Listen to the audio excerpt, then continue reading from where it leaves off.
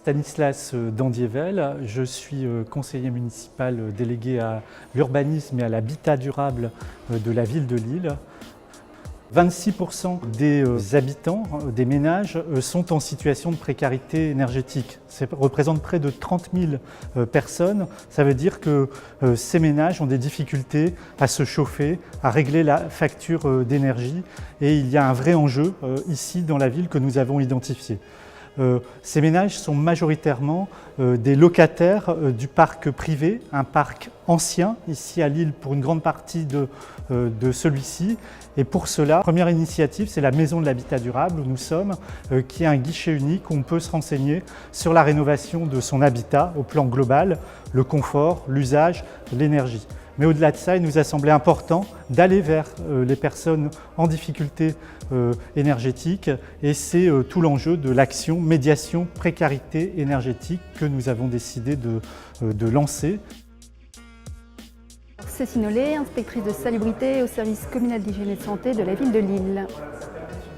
J'interviens régulièrement dans les logements sur plainte de locataires. Donc, chaque signalement fait l'objet d'une visite.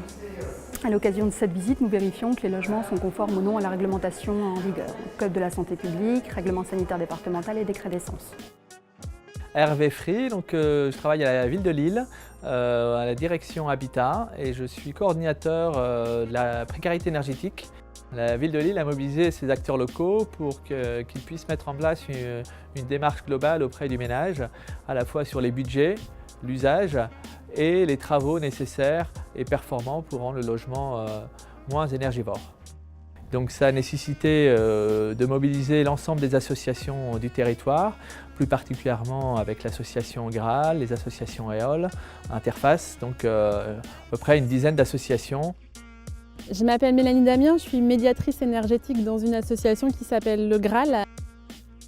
Alors moi je rencontre des locataires qui sont en difficulté dans leur logement à cause de difficultés énergétiques, donc qui ont des grosses factures énergétiques, qui souffrent souvent du froid, de l'humidité, dans des logements parfois indécents. Donc je les rencontre pour faire un petit peu un bilan sur leur situation et surtout pour leur proposer des solutions à la fois sociales et aussi au niveau technique. Et on va jusqu'à la médiation avec leurs propriétaires pour essayer de négocier avec eux des travaux qui vont du coup améliorer le logement et par conséquent leur situation.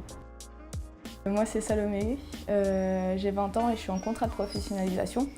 Donc pour ça j'ai mon appart depuis juillet, mon appartement qui est à Lomme-Lambersart. Quand il a commencé à faire froid, il y a de la moisissure qui arrivait sur les murs.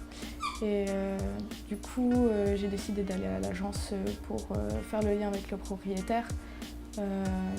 Ils l'ont appelé, mais il n'a rien fait. Il n'est pas venu une seule fois. Enfin, il est venu une fois pour le cumulus, mais c'est tout. Et du coup, j'ai décidé d'aller à la mairie, au service de l'hygiène, pour essayer de faire bouger les choses. Et c'est là qu'ils ont fait le lien. Donc la femme est venue une première fois pour constater les dégâts. Et après, ils ont fait le lien avec l'association Graal.